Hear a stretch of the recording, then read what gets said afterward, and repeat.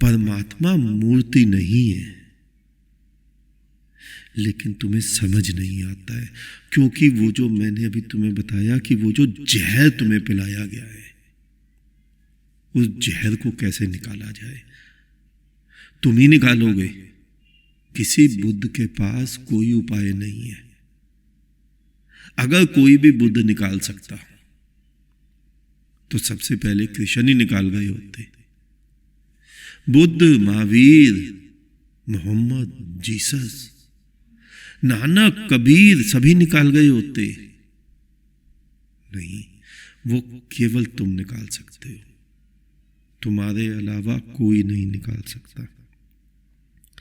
मैं क्या कर रहा हूं, बुद्ध करता भी क्या है? बुद्ध केवल तुम्हारे भ्रम ही तो तोड़ता है, ताकि तुम आज सुखी हो पाओ। तुम ध्यान से देखो, तुम सभी तो कल सुखी होगे, इसी भ्रम पर जीते हो। लेकिन कभी सोचा तुमने कि तुम्हारा जो आज आया है उसके सुखी होने के स्वप्न भी तो तुमने बीते हुए कल में देखे थे? लेकिन क्या आज तुम सुखी हुए? नहीं।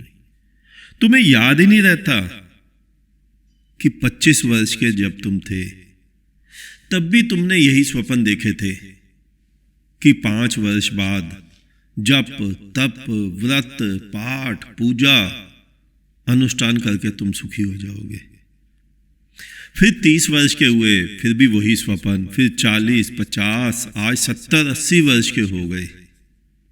स्वप्न तो वो का वही रहा कि तुम भविष्य में सुखी हो जाओगे। आज जो तुम जी रहे हो, कल यही तुम्हारा भविष्य था, लेकिन तुम आज सुखी तो नहीं हुए। नहीं, ये सारे भ्रम तुमने पाले हुए हैं।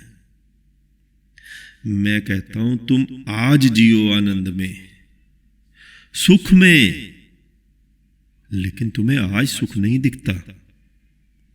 और इसी कारण तुम सभी भविष्य में सुखी होने के स्वप्न देखते हो। बैकुंठ, स्वर्ग, गोलोक, तुम इनमें जाके प्रसन्न होगे। नित्य लीला में प्रविष्ट कर तुम सभी सुखी हो जाओगे, आनंदित हो जाओगे। यही तो भ्रम पाले हैं ना तुमने। और तुम्हारे महात्माओं के मरने के बाद उनके चेले चपाटे उनके नाम के आगे लगा भी देते हैं। समाधिस्थ, नित्य लीला में प्रविष्ट। लेकिन तुम्हें भी पता है ये भ्रम है। जो पूरा जीवन दुखी रहा, उसका भविष्य, उसका कल कैसे सुखी हो सकता है? दुख के द्वार से निकलकर तुम सीधा सुख के द्वार में चले जाओगे। कैसी कैसी मूर्ताएं पाली हुई हैं तुमने।